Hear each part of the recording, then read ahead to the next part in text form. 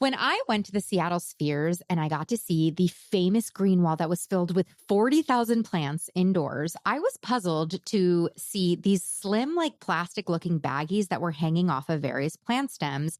And when I went in for a closer look, I realized that these unassuming bags were actually filled with beneficial insects and played a crucial part in the pest management of such a large plant installation. I also got asked to step away from the plants by a docent because I was looking at the bags too closely. But more importantly, beneficial insects have been used on commercial houseplant growing for decades, meaning insects that eat the common houseplant pests that we know and loathe. But only recently has the brilliant use of beneficials started being used as a common houseplant hobbyist practice. Now you might be thinking, Maria, you're telling me that you want me to bring bugs into my home to eat the bugs on my houseplant? Why, yes, that's exactly what I'm telling you. But really, that's what today's guest, who is an expert on this matter, is going to share with you should you choose this adventure in your plant parent journey. Get ready.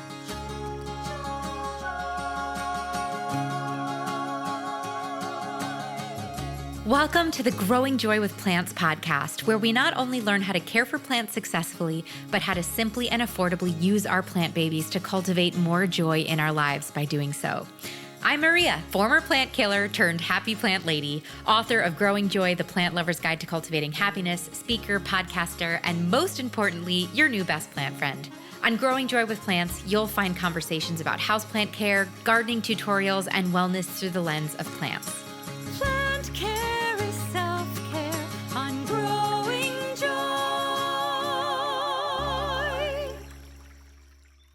Hi, plant friends. Maria here. If you're new here, I'm Maria. I'm your new best plant friend, and I'm here to help you care for plants and grow joy while doing so. And if you're a repeat listener, welcome home. Welcome back. Boy, this is a highly requested episode. I'm so excited to get into beneficial insects. And beneficial insects are simply insects that prey on the houseplant pests that we know and love, like mealybugs, fungus gnats, thrips. And when you have a large plant collection, you might see people online that bring these beneficials into their homes to kind of combat pests on a more holistic level. I'm so excited also to announce that we have launched a new free download for you that's called the Ultimate Houseplant Pest Guide, how to identify and get rid of your top 7 houseplant pests. So if you have ever struggled with spider mites, mealybugs, fungus gnats, aphids, scale, thrips, or whiteflies, go to the link in the show notes today and grab that download. It's completely free.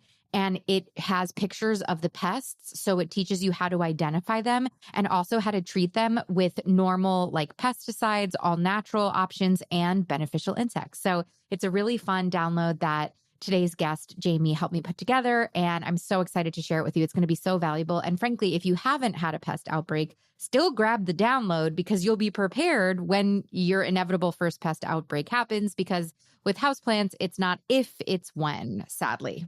So this episode is actually inspired by a listener request. I had a listener write me saying, hey, I really want to learn more about beneficial insects, and I think you should interview Jamie from DMV Beneficials. So if you don't know, DMV Beneficials is a beneficial insect and biocontrol collective that aims to facilitate access to evidence-based, effective pest management tools and practices for houseplant growers and home garden enthusiasts regarding beneficial insects. And today we're talking to Jamie Stanton. She is a pest management consultant and the co-founder of DMV Beneficials. You'll hear about her background, but she's so interesting. She has a background in organizational development and sustainable agriculture. She serves as the executive director for a nonprofit supporting community-led initiatives in rural El Salvador. She's a researcher by profession. She's so smart. She's impressed me so much in this conversation, and she has so much to share, and she really does make using beneficial insects like really approachable. I am very excited. We made plans later in the year. Hopefully in the next couple of weeks, Jamie is actually going to be coming to Florida and coming to my house, and we're going to do a beneficial installation in my green wall, which I'm very excited about. You'll hear more about that in the future. But anyway, I'm so thankful to Jamie because she has so much expertise. Don't forget to go download your Ultimate Houseplant Pest Guide in the show notes. And without further ado, here's Jamie from DMV Beneficials. Welcome, Jamie. I'm so excited to talk to you about this often requested but often intimidating topic of beneficial insects.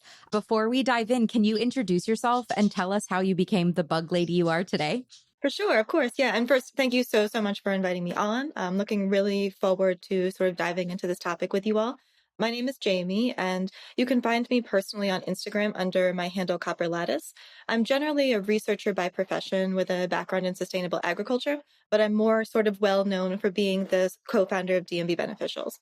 You may be familiar with DMV Beneficials. We're an all-volunteer organization that works to provide evidence-based pest management to the houseplant community using beneficial insects and biocontrols, which is kind of like a big mouthful to say that our main goal is really to provide quality pest management information to the houseplant community and empower individuals to use beneficial insects sustainably and effectively.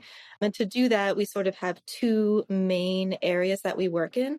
The first is that we provide free professional pest management consultations to the plant community. So we do pest ID, treatment recommendations, troubleshooting, all of those good things. And we also organize group orders in cities around the country to make sure that beneficial insects are financially accessible to as many people as possible as well. Because as you sort of get started moving into that beneficial insect space, you start to see sort of pretty quickly that there can be a bit pricey when it comes to the required overnight shipping. So through the group orders, not only are you guaranteed that you get the quality information that you need to use them effectively, but they're also much cheaper. So we work pretty hard to make sure that not only are you going to be successful in using them, but it's going to be financially accessible to you all. Yeah, because I feel like what you really know beneficial insects for being is in greenhouse management, right? Like people who are growing thousands upon thousands of plants. And that's the way they maintain pests and manage pests in large greenhouse environments. But now, with this surge of houseplant enthusiasts that also have rather large collections of their own, you hear these stories of people releasing ladybugs and different types of larvae and plants in their house. And I think it really freaks people out. So, what is a beneficial insect? What makes an insect beneficial? Yep. So you're absolutely right. So beneficial insects kind of come from this commercial agriculture space where you had, large greenhouses, mass produced poinsettias, like pepper plants, all of that type of space. And sort of back in the sort of history of using them, that all of the information was geared toward that.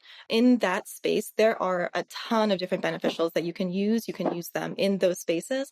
But when we started using them on houseplants, there are some sort of specific houseplant parameters that we want to talk about. And so while there are a ton of different beneficial insects, things like spiders, pollinators, when we're talking about beneficial insects with respect to pest management, and specifically within the context of houseplant pest management, we're really talking about selecting predator insects that are going to eat the pest insects on your plants. So those are the sort of specific niche of beneficial insects that we really want to sort of key in and talk about. Yeah. So, like, I have mealybugs, and instead of going and getting the systemic granules that I put in my soil or spraying the plant down with all of these other sprays, your argument is no, just release the pest that eats the mealybugs. And that's and if you think about it in nature, well, release the predator. You have the pest. Sorry, yes, release the predator that eats the pest, which is also how it works in nature, right? Because I think as houseplant parents, that's the one thing. Gardeners have beneficial predators, beneficial insects out in their gardens that they can take advantage of. We don't, because we are enjoying plants in this very sterile kind of environment that we're creating. So we're not able to replicate that tropical jungle that a lot of these insects naturally live in. How did you get into this? Like, you specifically? So my relationship to beneficial insects is kind of a winding road. Like I said, my background is in sustainable agriculture, and I've worked for many years actually in rural El Salvador. And there is a lot of really innovative agroecological practices sort of taking place in that space.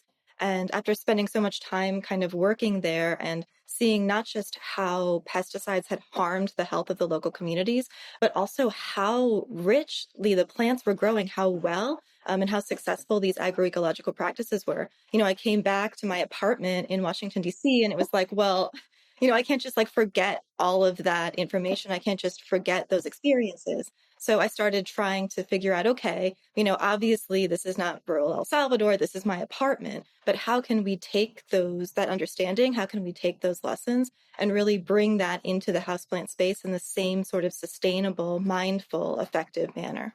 I love that. for the purposes of this conversation, we're going to talk about pests. That's the pests that descend on the houseplants. We'll talk about beneficial predators as what we're ordering from you, but they are insects. What is the argument to use beneficial predators instead of just the spray that I already have? So there's a couple reasons that one might want to use beneficial insects instead of pesticides. The very sort of first key one is that pesticide resistance is a real thing. It is something that is plaguing commercial growers and homeowners alike. Things like thrips will develop resistance very, very quickly to the sort of most common spray that's used for them, which is called Captain Jack's. They actually develop a metabolic resistance to it. So you can create a Captain Jack's resistant thrips population on your own houseplants. So this sort of pesticide resistance that we're seeing is real and it's growing. So the first key thing is that beneficial insects, you can't develop beneficial insect resistance. They're always going to work for you. I also encourage people to think of when they're selecting a pest management tool that, a key factor that we use in selecting that is like, yes, we want it to kill the pest and we want it to do it quickly, but there are other things that we want to take into account. So we want it to kill the pest today, but we also want it to manage the pest sustainably. And so some of these spray products, because of the resistance that they develop, they just don't stand up to that need to sort of manage pests sustainably over time. The other thing we like to take into account is we want to select that product and have it do the least harm possible. That I use a very silly metaphor to describe this. Like you could put uranium on a pest and like it would kill the pest for sure, but you probably wouldn't want to bring that into your house. And you probably wouldn't want to put that on your plant. So beneficial insects also have the benefit, not only are they a sustainable pest management option, but they do the least harm. They're not going to harm you and they're not going to harm your plant. And I think, and this is just my personal opinion, I think they're more fun. I think they really sort of bring back this sort of energy of collaboration into the growing of houseplants that you just don't get with a spray. Like you get to get these little bugs and you release them on your plants. Like, I don't know. I think that's really fun and really cool to see.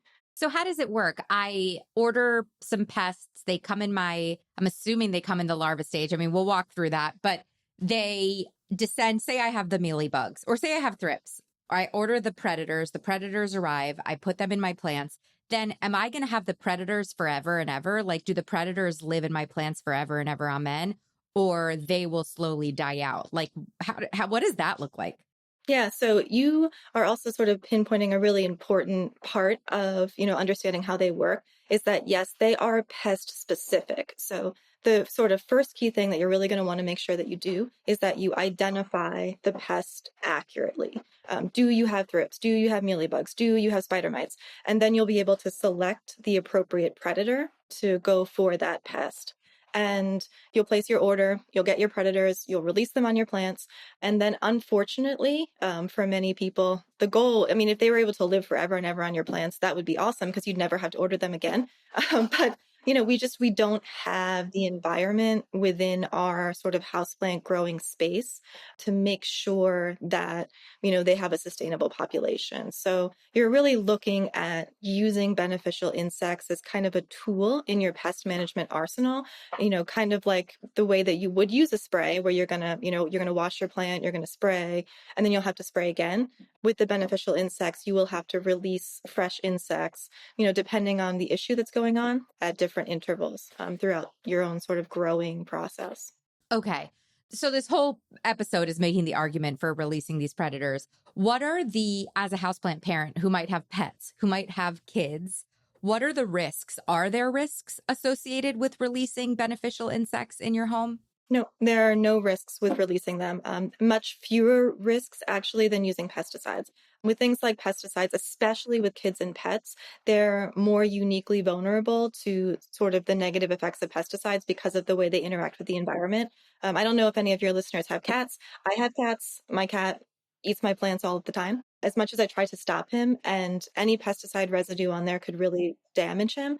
If he eats a beneficial insect, he probably shouldn't do that. I don't think it tastes very good, but it's not going to harm him at all. My dog has gotten into the sachets. It's just a little protein. Right, exactly. A little extra protein in his diet. So there's no risks or dangers in terms of releasing the bugs in your house. And it's really actually much safer than using the pesticide sprays. What about stinging? Are any of them going to sting me? So we try to, with DMV Beneficials, we've put together treatment plans and recommendations for beneficials that will not sting or bite you. That's part of what we try to do is these are the sort of most accessible predator options that are going to cause the least amount of issue around your plants. There are one or two, if you wanted to be particularly adventurous, where there's more of a risk of getting bitten by them. But that's only if you're like, I want to be really aggressive and I want to, kind of push my beneficial insect treatment plans. The majority of them are not going to even, bother or go near you at all.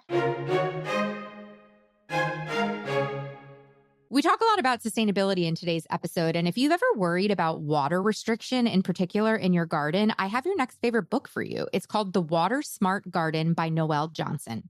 So as freshwater shortages increasingly strike regions around the globe, it's more important than ever to employ water-conserving practices in your garden. And in The Water Smart Garden, you'll learn dozens of techniques to limit water use while growing a gorgeous and thriving garden, no matter your climate. Not only will you learn how to make smart plant choices and improve the water holding capacity of your soil and your containers, you'll learn what xeriscaping is and how to do it, drought-tolerant growing tips, and plant care advice to make the most of low water situations. The author, Noelle Johnson of AZ Plant Lady, knows a lot about this. She lives in Arizona, which has water shortages, and she's actually going to be a guest on the podcast to speak more about this topic because I find it fascinating. But go ahead and grab her book ahead of time and build a resilient, attractive, and low-maintenance landscape. That's The Water Smart Garden by Noelle Johnson. You can pick it up at your local bookstore, bookshop.org, Barnes & Noble, or Amazon.com. That's The Water Smart Garden by Noelle Johnson. Plant friends, it's no secret that I love Espoma Organic and their products, their potting mixes, their fertilizers, their tones. I love them. I use all of their products in my indoor and outdoor gardens, but I don't know if you know how sustainable and committed this company is to organic gardening practices, in addition to making all of the products that I love. Espoma Organic has a really large commitment to sustainability. Their manufacturing facility is 100% solar powered, and it consists of panels that cover nearly 43,000 square feet of warehouse rooftops and 24,000 square feet of office ground. Espoma has always been a minimal waste manufacturing facility and continues to strive to create zero waste during its manufacturing processes. It's one of the largest recycler of manure. It prevents millions of pounds of raw manure from leaching into waterways. It also uses bio-preferred packaging. So if this episode has you inspired about sustainable living and connecting more to the natural ecosystem and organic living, you should try Espoma Organic. They've been championing organic living and sustainable living for decades, and they make the most amazing products. All of my houseplants are in their potting mix. I don't plant anything in my outdoor garden, and frankly, in my indoor garden now, without sprinkling some Biotone Starter Plus plant food when I plant the plant up. They have fertilizers for everything you could possibly imagine in the garden. To learn more about espoma.com and their amazing products and their commitment to sustainability, you can go to espoma.com to find where your local Espoma dealer is, or you can go to my Amazon storefront for my curated list of Espoma favorites. What are the two that you were saying that I need to keep my eyes peeled? Because I'm very allergic to mosquitoes. Like, I've been hospitalized for it multiple times. So I would not want to dabble in those. So what are the ones that sting? Yeah, then you would definitely want to stay away from lacewing larvae. That's the one that you would not want to release on your plants. As well as there's a bug called a pirate bug. Stay away from those two. Okay. Oh my God. I can't imagine like releasing bugs in your house and then, or even my husband, if I was ever to, after this conversation, I want to try Beneficials, but my husband, it's going to be such an argument. I couldn't even imagine bringing bugs in and then having him getting bitten by lacewing or something. Like, that would be such a bad point on my end for maintaining this with my husband, who's not a plant person. Okay. So yeah. I mean, we've joked that we want to make this sort of DMV Beneficials, like spousal support group for people who want to like bring the beneficials into their home. Because it's common, it's one thing to be a plant person and to say, okay, I'm going to bring these bugs into my home. But then to try to convince either your roommate or your spouse that this is happening can be kind of an interesting conversation. I could almost see like a training video, like almost one of those corporate training videos that you could create being like, So your roommate or partner has brought home beneficial insects. Here's what Mhm. you need to know. No, Exactly. they're not going to sting you. Yeah. Two, I love that. How does it work? So I recently actually got to go to the Amazon Spheres in Seattle, and they have this epic green wall with like 1,900 different types of plants. I have installed a smaller green wall with 15 planters worth of plants behind me, and I'm curious to use beneficials on this green wall because I have so many plants in a small area. And I noticed that at the Amazon Spheres, they had these little plastic long column bags. And when I went and looked close, those were actually the beneficial insects. And then I got yelled at because I was touching the plants, and the docent got mad at me. So it seems like, and I feel like on houseplant Instagram, I've seen people with these little bags of the beneficial insects. So like, how does it work? If I'm a total newbie, I've never done beneficial insects before. Take me through the first installation of these beneficials in my houseplant collection. Yes, absolutely. I mean, you're probably referring to these. These are what we call the sachets. And Exactly. the The sachets, these sachets. Yeah. are, Okay. if you're just getting started, this is the best, easiest, most helpful product that you could kind of start with. So if you're sort of just getting your feet wet in beneficials, the first question that I would ask you is, are you having an active pest issue? And let's assume for the sake of this that the answer is no, that, you don't think there's anything wrong with your plants, but you do want to start using beneficial insects preventatively. You would want to sort of then think to yourself, okay, are there any pests that I've had in the past? Let's say, you don't think you have any issues now, but 2 years ago you had thrips for a little bit and like that was kind of stressful. So maybe you had thrips in the past, but everything seems fine now. For prevention, the sachets work really, really well. These are going to be what we call a foliage predator. So you're going to hang them in the plant and the mites come out of there's a little tiny hole in the sachet and they'll kind of move around and patrol your plants. For houseplants, there's two different sachets that you can choose between. One is the Cucumaris mite, which works pretty well for thrips and assorted other pest mites. The other is the Californicus mite, which is more for sort of flat and spider mites. You can use both. You can use one or the other, but definitely starting with a predator mite sachet would be a really good entry point for anyone who's interested in just getting started. And for prevention, people always ask, well, how many should I get? I recommend usually 1/3 the number of plants you have. So if you have 100 plants, you'd want to get 30 sachets. You can sort of put them intermittently around your Oh, plant. wow. Yep. You can move them around every couple days. One plant has it for a day or two. You can put it on another plant. Really, really super easy. Another good place to start would be with a substrate predator, things like the nematodes. These are going to revolutionize your fungus gnat problems. Like no more sticky traps, no more mosquito bit tea, no more cinnamon, nothing. Like it's all going to be done. Just put the nematodes in there and they're going to take care of it. So those are kind of the entry points to beneficial insects. Using the predator mite sachets for prevention and treating your soil with something like nematodes is going to be really thorough pest prevention for, the majority of houseplant owners. Tell me more about nematodes because fungus gnats is a huge issue. So, are those used preventatively? So, if I put the nematodes in my soil, then it reduces my chance of having fungus gnats, or those are what I use when I get fungus You gnats? can use them both ways. So I always recommend if people have fungus gnats, definitely use them. They're pretty simple to use. They come in like a powder. It's a gel powder. You just mix it with water. You water your plants so the soil's pretty damp, and then you just water it into the soil. And they will knock those fungus gnats out for you. I'm telling you, it's like magic. Like for so long before I started using them in my Wow. houseplants, I thought I was going to live with sticky traps for the rest of my life. I have not used a sticky trap since I started using nematodes. They're really, really excellent. And then it's a good idea to use them preventatively once you knock the fungus gnats out. Every, once, twice a year is usually sufficient to make sure that they don't pop back up. To go in and get any larvae living in the soil. Right. Or, if like you have your plants outside, right. Yeah, for people who bring their plants indoors and outdoors in the fall, I mean, for the summer, and then bringing them back, I could see this being an amazing companion to, okay, if you're bringing your plants back inside after them being outside in the summer, do a pest treatment, do a predator treatment in addition to isolating. What is a nematode? It is actually a microscopic worm. But don't get freaked out. You can't see them. So when you're sending me the powder of the nematodes, what is the powder? Is it eggs of the worms? Like, how does that? It's like, remember when we were kids, you would get the little pill and you'd put the pill in water and it would Yes, turn into a sponge dinosaur. Like, do you remember that? That's I what it do. I feels like do. this is. It's like magic. Yep.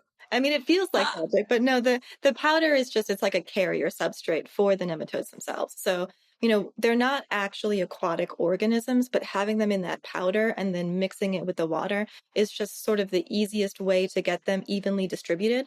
So you don't just get like a bunch of nematodes like in the powder in one plant and then the rest of them don't get it. So they're just so microscopic that we can't see them to our plain eye. So the powder. Okay. Oh my God. That's so freaky. And so the bag, if I order a satchel, is the satchel filled with mite larvae that hatch and then get released? Or is the satchel filled with existing mites and the mites just survive the journey and then get released? Like, how does that work? Yeah, so it's both. So the sachets are actually designed to be what we call slow release. So when you get it in the mail, it's going to deliver to your house. When it comes to your house, what it's going to have in it are adult mites, juvenile mites, and eggs. And the goal is that the sachet is designed by the manufacturer so that the humidity within the sachet is perfect. And this is an important point. You should not open the sachet or make the hole bigger. It's perfectly designed to keep the humidity at the level that the mites need to reproduce in there so that you're going to get bursts of fresh predator mites every 2 weeks for approximately 6 to 8 weeks. Wow. Okay. So got it. They like succession plant the Yes, mites. That's what it is. It's exactly. succession planting for the Mhm. mites. Yeah. That's brilliant. So I order a satchel. I'm literally just hanging it on my plants. You said that I can move them around. What about ladybugs Great question. or Really, lady really beetles, excellent I question. guess? Yeah. And ladybugs are sort of I guess I would say, the most charismatic of beneficial insects. And they're usually the first thing Yeah. that people think of when we talk about beneficial insects on houseplants. Unfortunately, they're just not, there are a number of reasons why we don't recommend them. One is that if anyone listening has ever tried releasing ladybugs in your house before, they're going to get everywhere. They're going to be on your windowsills. They're going to Right. escape. They fly everywhere. Right, they fly everywhere. They're also not particularly targeted to the pests that we are trying to treat on houseplants, so they're not going to do a very good job. And there's also a sustainability concern with the ladybugs. So all of the ladybugs that you're getting commercially are actually being harvested wild from the Sierra Mountains, then packaged and shipped around the country. This has bad ecological ramifications for the Sierras where they're harvested, but also for other areas of the United States where this species is not actually native to, for example, like Washington, D.C. or Pennsylvania or Florida. So we really recommend against purchasing wild harvested ladybugs because when you move them from California to Pennsylvania where they're not native, they bring disease, they cause issues. So ladybugs are not only not necessarily super effective for houseplants, but there's a bunch of sort of ecological considerations that make them not really suited to use for pest management. No matter how whimsical we might think that it might be to have ladybugs flying around our house. Yeah, I've heard horror stories of people getting insect larvae, I think ladybugs, and releasing them and then them just crawling all over the windows and not even going in the plants. Right. And no one wants that. That's not a good sort of pest management solution, having to sweep up dead ladybugs from your windowsills. We don't want that. Not cute. Am I going to have to sweep up dead mites? Or am I going to be able to see the mites in the satchels with my bare eye? Or are they really small as well? No, they're really small. And there seems to be, before you've released them for the first time, there is this sense or feeling of like, am I going to see little mites crawling all over my plants? Am I going to see them everywhere? And the response Are that they going to crawl over me too? right. Are they going to crawl all over me or my counter? And most people actually come back and say, are you sure that the product is okay? Because I don't see anything. They are microscopic and the mites themselves are nearly blind and they can't move very far. That they're going to really stay on the plants where their food source is, and they don't have the ability to move much farther beyond that. So it's more likely than not that you won't even see them, that you won't notice them at all, and they're not going to go very far. And I guess that's why it's important that you move the satchel around because they're not even flying from plant to plant, it sounds like. Correct. Yeah, they can move, like if you have your leaves touching each other, they can kind of move around the leaves on the foliage, but they definitely can't climb down the pot and up into another pot. Wow. Okay. And what about active? So, say I have an active scale. I like to joke that scale is my first pet. Like, I've just had scale for 7 years, like on my plants, no matter what I do. Is there a beneficial predator for scale? Yeah. Unfortunately, though, it would be lacewing There larvae. is? So your Okay. husband might not be that happy with that. Darn it. Okay. All right, just kidding. So let's say I have thrips. Let's say I have an active outbreak of thrips in my green wall. Knock on wood. I pray that that never happens. But I have an active outbreak.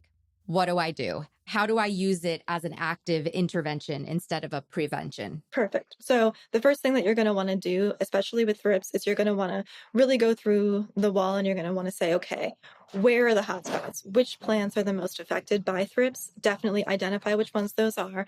Remove the plants, wash as many of the thrips off as you can with just water. This is the simplest intervention and one of the most effective things that you can do in terms of pest management. And if your listeners take one thing away from this, even if you're using sprays, still rinse the pests off with just water. So always start there. And then for thrips, there is a treatment plan that we put together for that. Thrips, because of their life cycle, require a number of different predators to treat them. So for those of you who don't know, thrips are sort of long, slender insects. They lay their eggs inside the leaf tissue. The larvae eat their way out of the leaf and then they sort of crawl around damaging your plants. And then many species drop down into the soil to pupate, where they then reemerge as adult thrips again. So you're going to want to choose predators that target all of those life stages. You'll want a soil predator for the pupa in the soil. The one that we recommend is called Stratiolaelap, so you'll want a soil predator there. You'll want a foliage predator for the larva. Cucumaris is a pretty good choice for that. You can use it preventatively in the sachets, or you can get a bulk bottle if you're treating for active thrips. And then depending how bad the thrips issue is, you can add a third predator, either lacewing larva or a bug called Aureus insidiosus. Those will take down the thrip adults. But that's only if you want to be sort of super extra aggressive and make sure that you're getting extra population knockdown. If budget is a concern with treating thrips, you can stick with just the Stratiolaelaps and the Cucumaris, and they'll do a pretty decent job, just the two of them. And how long, like from the day that I put all of the predators out, how long does it take for them to take down the thrips infestation? Most people start to see no more thrips between day 9 and day 16. So it'll be totally normal to keep seeing thrips right after you release the beneficial insects. They're just trying to sort of get a leg up on the population. So after you release them, if you see any thrips still around, it is normal, but you can just remove them with a little paper towel, just spot clean any thrips that you see.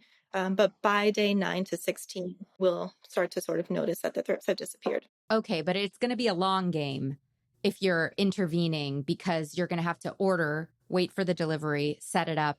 So your plants are essentially going to have thrips for 2 weeks. I mean, obviously you're going to get in there and wash everything off and get as many adult larvae gone as possible, but it is a 2-week kind of process from order to eradication. Yes. And that also speaks to a good point that, when we sort of start this process with anyone, we like to say, don't panic that once you are seeing the thrips, they have been on your plants for much longer than you noticed. And your plants are not going to die in the course of that waiting.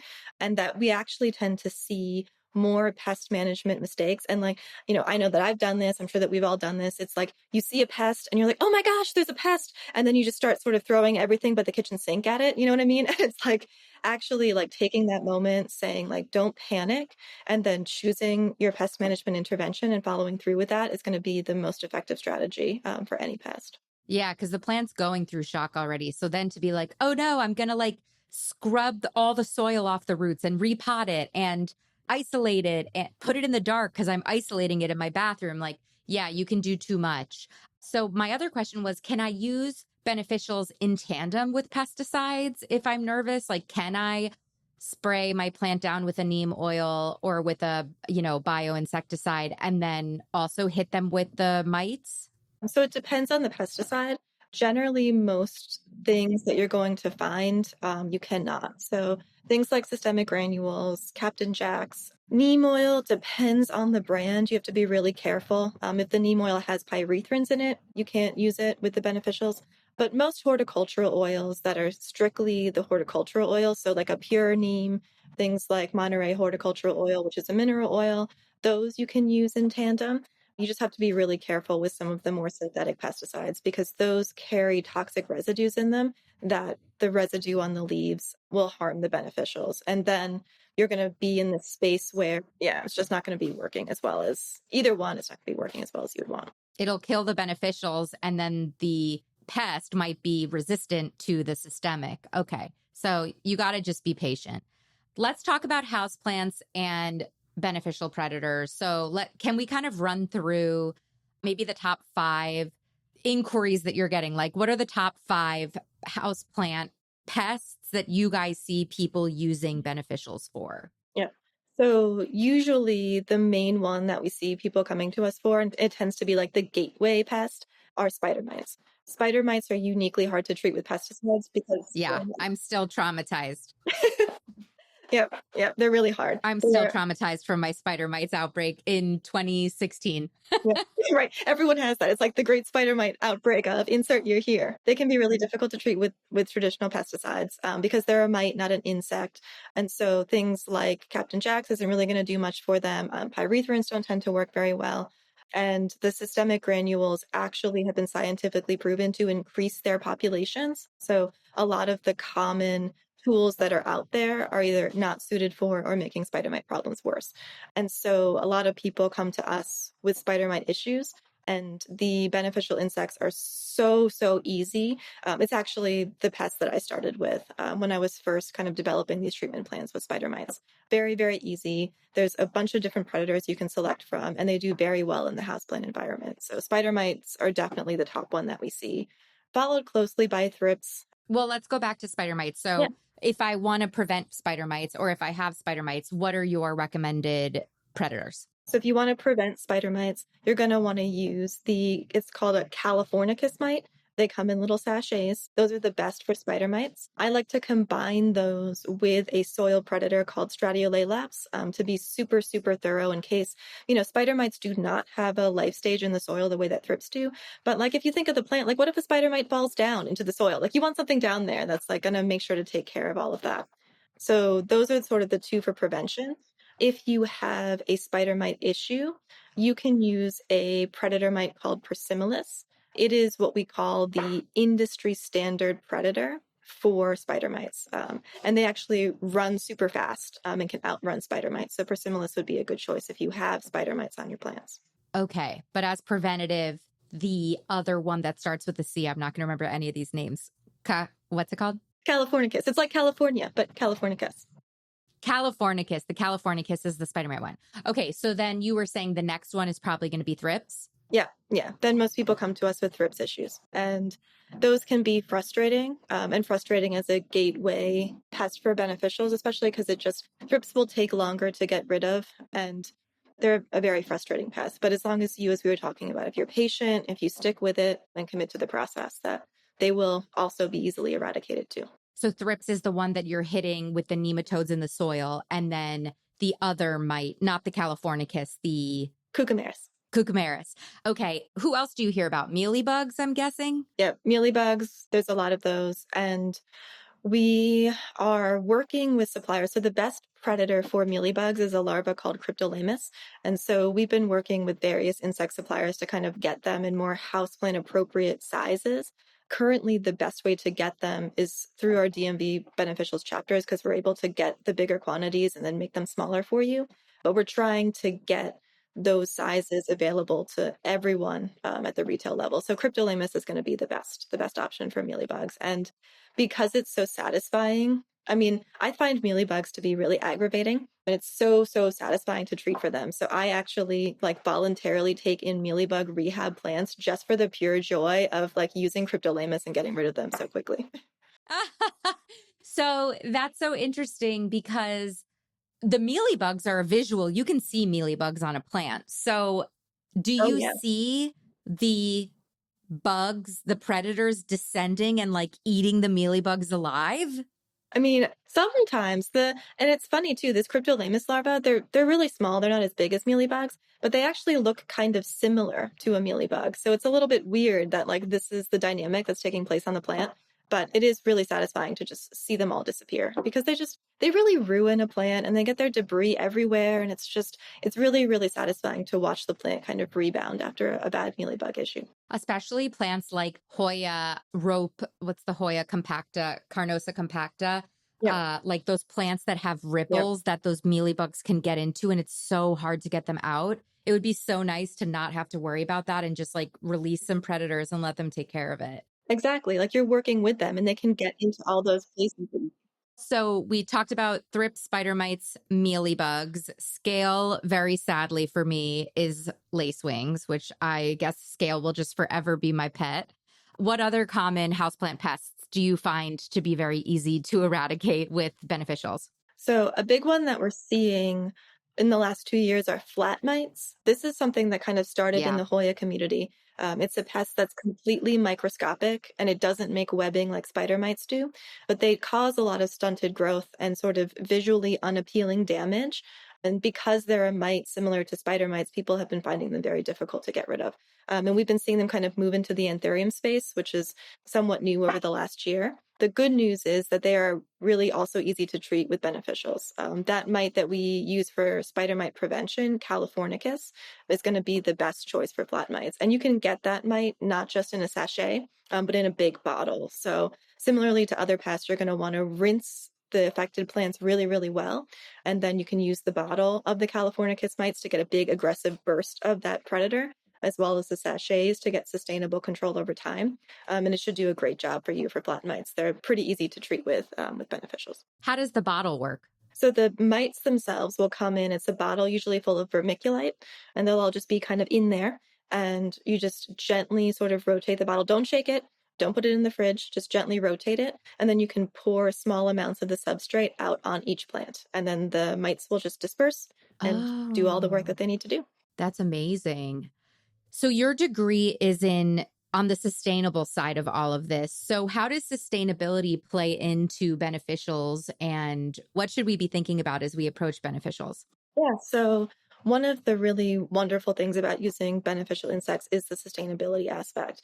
The use of pesticides is really detrimental to the environment as a whole, even if you're only using them inside. And it's really important that as we think about our pest management choices, that we understand our interconnectedness to everything that is around us.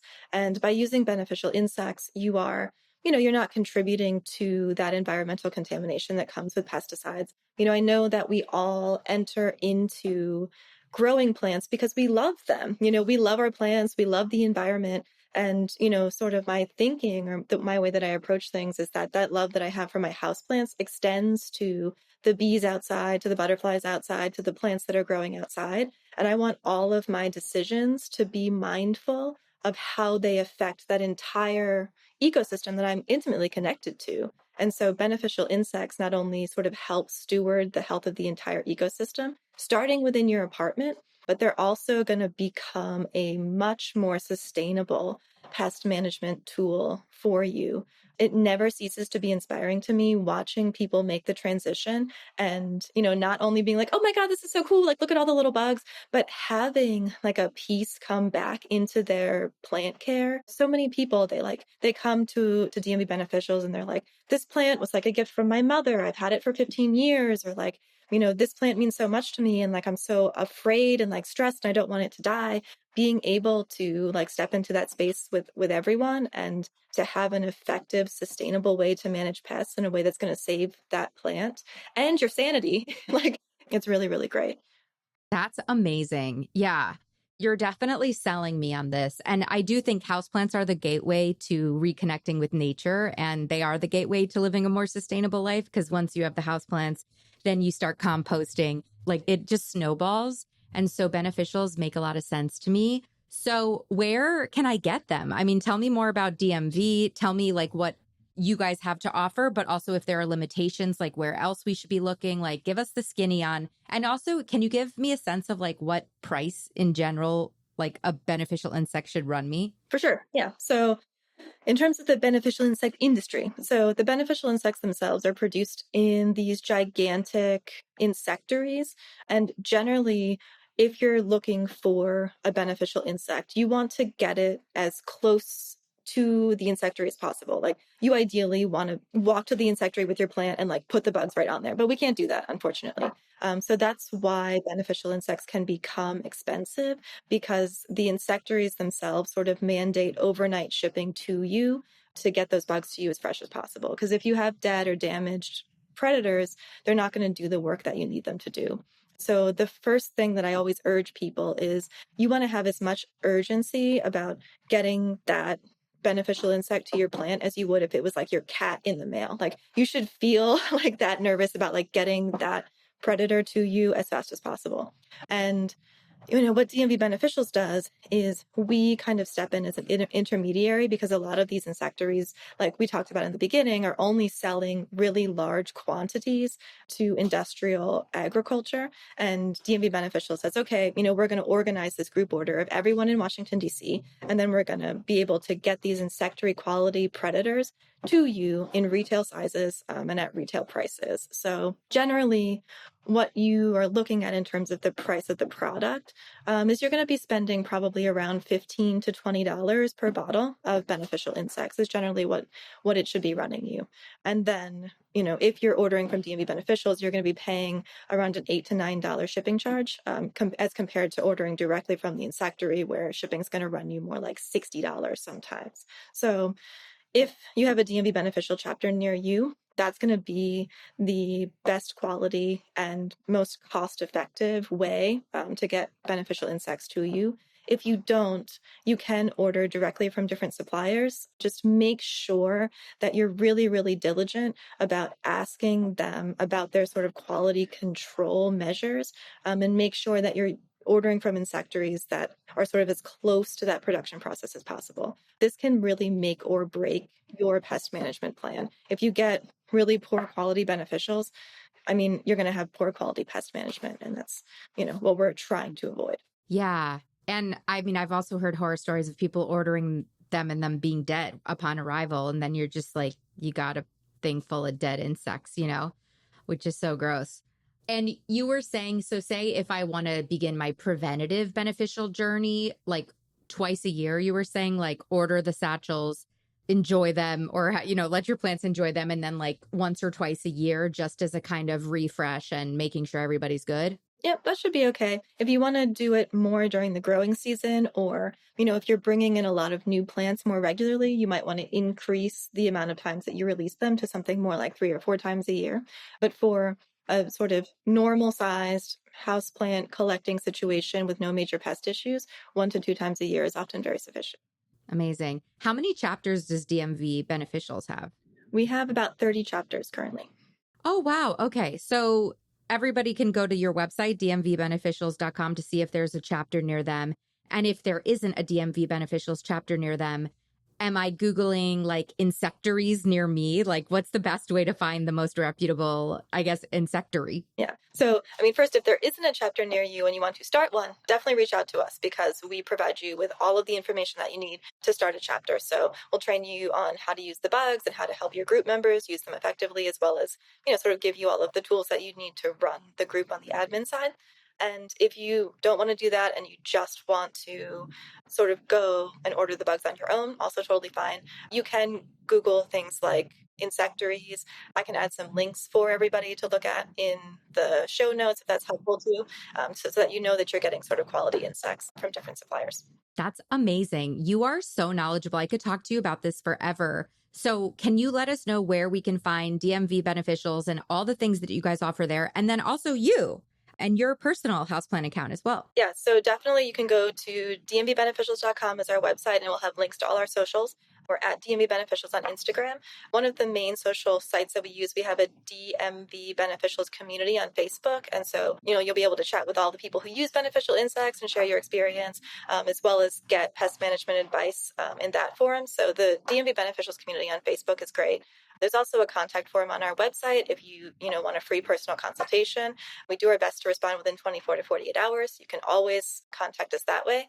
And you can get in touch with me personally. I'm at @copper_lattice on Instagram.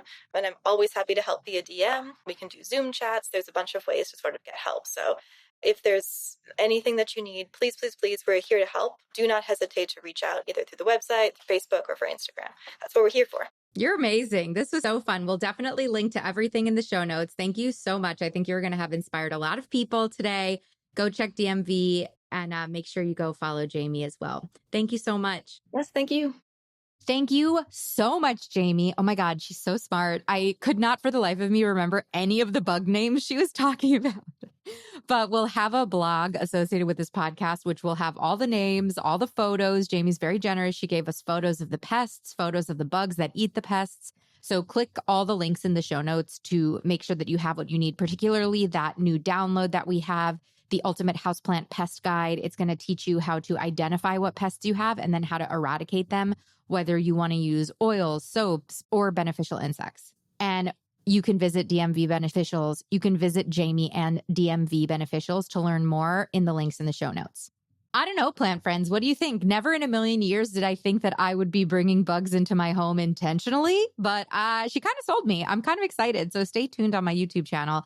If we do a collab, if she's able to get to Florida, it will be going up on YouTube. So stay tuned. I hope this episode was interesting and piqued your curiosity, continued to stimulate your intellect, and of course, helped you keep growing joy.